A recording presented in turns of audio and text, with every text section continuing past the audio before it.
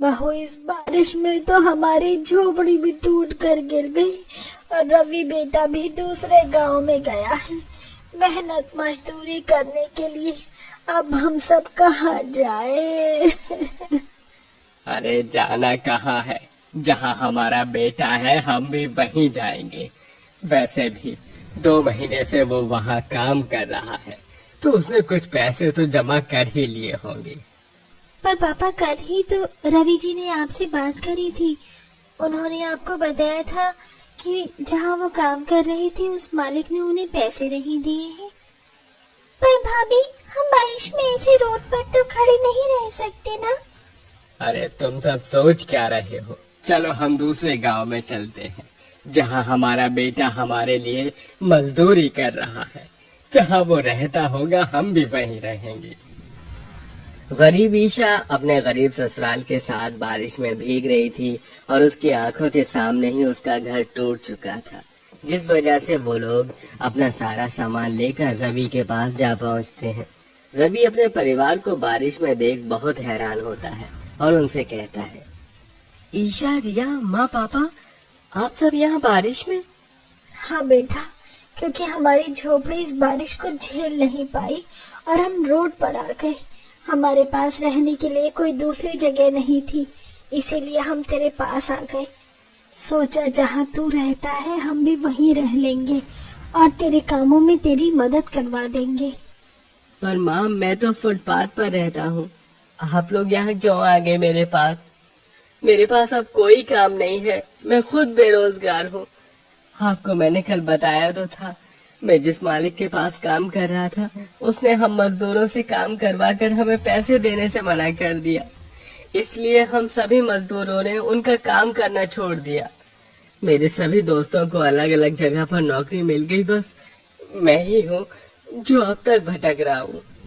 रवि, आप इतना दुखी क्यों होते हैं? वहाँ पर भी हम भटकते और यहाँ पर भी हम भटक रहे हैं। पर खुशी इस बात की है मुझे कि बारिश में हमारा पूरा परिवार एक साथ है। चलिए हम सर छुपाने की कोई जगह देखते हैं। ईशा अपने गरीब ससुराल वालों के साथ बारिश में दर दर की ठोकरें खाने लगती है। वो जंगल में आ जाते हैं, पर उन्हें रहने के लिए कोई जगह नहीं मिलती। अब कुछ देर के लिए बारिश रुकती है और पूरा परिवार चलते चलते जंगल में एक पेड़ के नीचे जा बैठता है। तभी रिया अपनी भाभी से कहती है, माँ, भाभी, मुझे बहुत भूख लग रही है। कल से मैंने कुछ नहीं खाया। भाभी, पोटली में देखिए ना, शायद कुछ खाने को मिल जाए।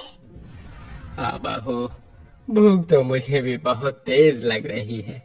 मैंने एक डब्बे में भुने हुए चावल रखे थे, देख वो चावल बचे हैं या नहीं। हाँ पापा जी, अभी देखती हूँ।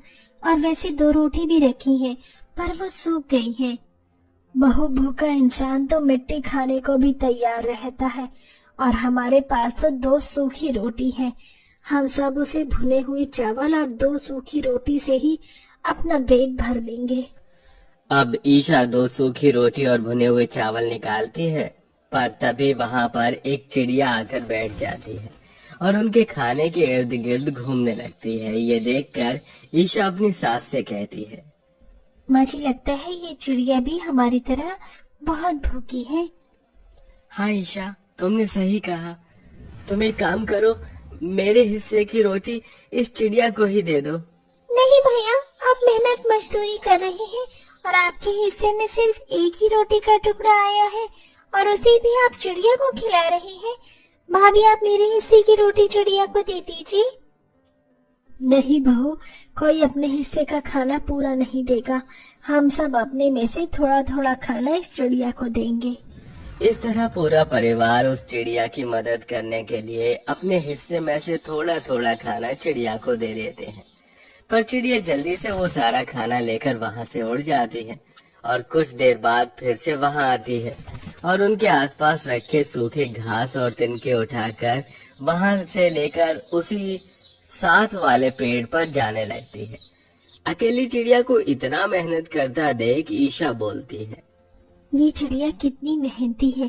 पहले इसमें खाने का इंतजाम किया, उसके बाद एक एक तिनके को जोड़कर अपने लिए घर बना रही है। रवि जी, क्यों ना हम इस चिड़िया की मदद करें? हाँ ईशा, क्यों नहीं। वैसे भी 2 महीने तक मैं इसी चीज की मजदूरी कर रहा था, और जब मैं इंसानों के लिए घर बना सकता हूँ तो एक पक्षी के लिए क्यों नहीं। भैया, मैं भी इसमें आपकी मदद करूंगी। इससे पहले दोबारा बारिश हो जाए और बेचारी चिड़िया का घोंसला रह जाए, हम सब मिलकर इस प्यारी सी चिड़िया के लिए घोंसला बनाते हैं। हाँ बहू, रिया बिल्कुल सही कह रही है। और वैसे भी हम इंसान का तो फर्ज बनता है मासूम पक्षियों की रक्षा करना। इस तरह पूरा परिवार मिलकर उस चिड़िया के लिए घोंसला बनाते हैं और उसे पेड़ की डाल पर रख देते हैं, जिसमें वो चिड़िया जल्दी से अपने घोंसले में जा बैठती है और ईशा के पूरे परिवार को धन्यवाद करती है। आप सबका बहुत बहुत शुक्रिया। आप सबने मेरी बहुत मदद करी है। मुझे अपने कानों पर विश्वास नहीं हो रहा। क्या तुम लोग भी इस चिड़िया की भाषा समझ पा रहे हो? हाँ पापा, और मुझे भी विश्वास नहीं हो रहा। ये चिड़िया तो हमारी भाषा बोलना जानती है। न सिर्फ मैं तुम इंसानों की भाषा बोलना जानती हूँ, बल्कि मैं जादू करना भी जानती हूँ, क्योंकि मैं कोई साधारण चिड़िया नहीं हूँ। तो तुम कौन हो? मैं एक जादुई चिड़िया हूँ जो बरसों से इस धरती पर अपनी पहचान छुपा कर रह रही हूँ, क्योंकि मुझे तुम जैसे 10 गरीब परिवारों की मदद करने का काम मिला है परियों से, जिसमें से मैं 9 परिवार की मदद कर चुकी हूँ, और तुम आखिरी परिवार हो जिसकी मैं मदद करूंगी।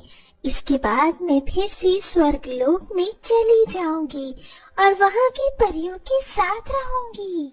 क्या तुम स्वर्गलोक से आई एक जादुई चिड़िया हो और हमारी मदद करना चाहती हो?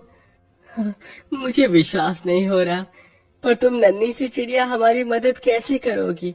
हमारे पास तो न घर है न खाने को खाना। हमें तो इस वक्त सबसे ज्यादा घर और खाने की आवश्यकता है। तुमने वो कहावत तो सुनी होगी, जो इंसान अपनी मदद खुद करता है, भगवान भी उसी की मदद करता है। तुम मेरी तरह एक एक दिन का जोड़कर अपने लिए घोंसला बनाओ। आगे तुम्हारी मदद मैं करूंगी, ठीक उसी प्रकार जैसे तुमने मेरी करी थी। उस चिड़िया के कहने पर पूरा परिवार एक एक तिनके को जोड़कर अपने लिए एक छोटा सा घोंसला बनाते हैं, और तभी बारिश होने लगती है। तेज बारिश को देखकर ईशा चिड़िया से कहती है, हमने अपने लिए घोंसला तो बना लिया, पर हम इतने छोटे से घोंसले में रहेंगे कैसे? और ये घोंसला इस बारिश के पानी को अंदर आने से कैसे रोकेगा? चिड़िया रानी, तुमने तो कहा था कि तुम जादुई हो और हमारी मदद करोगी, तो हमारी मदद करो ना। आप लोग डरते क्यों हैं? मैं हूँ ना। आप देखना मेरा कमाल, इसे पेड़ पर रख दो। इतना बोलकर वो चिड़िया उड़ते हुए ईशा के घोंसले में आ जाती है, और जैसे ही वो चिड़िया ईशा के घोंसले में जाती है, वो घोंसला एक घर के रूप में तब्दील हो जाता है। अब पूरा परिवार एक साथ उस घर में रहता है, और उनके घोंसले के घर में कुछ नहीं था। वो लोग घोंसले पर बैठकर बाहर हो रही बारिश को आराम से देख रहे थे।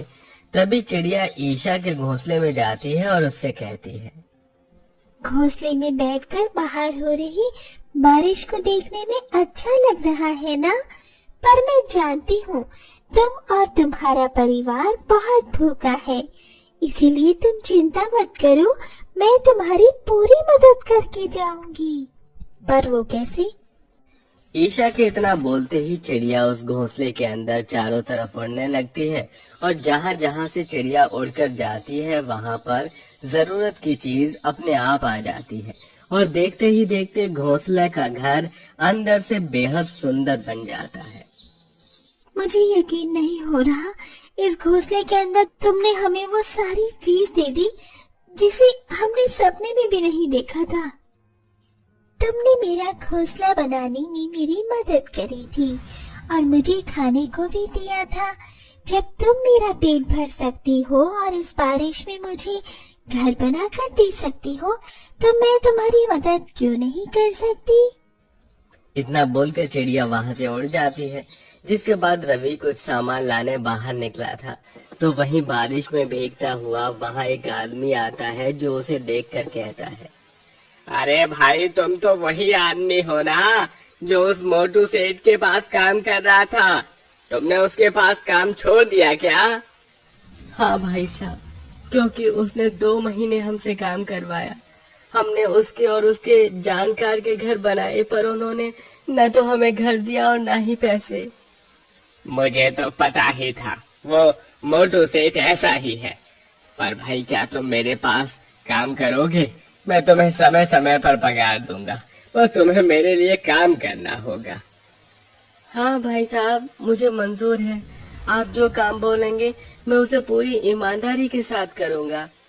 तो फिर ठीक है, पास वाले गांव में कल आ जाना, मैं तुम्हें बस स्टैंड पर मिलूंगा। इतना बोलकर वो आदमी वहाँ से चला जाता है, जिसके बाद चिड़िया रवि के पास आती है और उससे कहती है, रवि, अब वो तुम्हारी सारी समस्या खत्म हो गई ना? मैंने तुम्हें काम भी दिलवा दिया और घर भी। और एक बात और, अब मेरे यहाँ से जाने का समय हो गया है, पर तुम्हें और तुम्हारे परिवार को जब भी मेरी जरूरत हो तो तुम इस जादुई घर से कह देना। ये जादुई घोंसले का घर मुझे सिग्नल भेज देगा और मैं यहाँ वापस आ जाऊंगी। इतना बोलकर वो चिड़िया वहाँ से चली जाती है, जिसके बाद ईशा अपने ससुराल वालों के साथ घोंसले के घर में रहती है जो अंदर से जादुई था। तो वहीं रवि भी अब मेहनत मजदूरी करके आराम से अपने घर वालों का पालन पोषण करता है।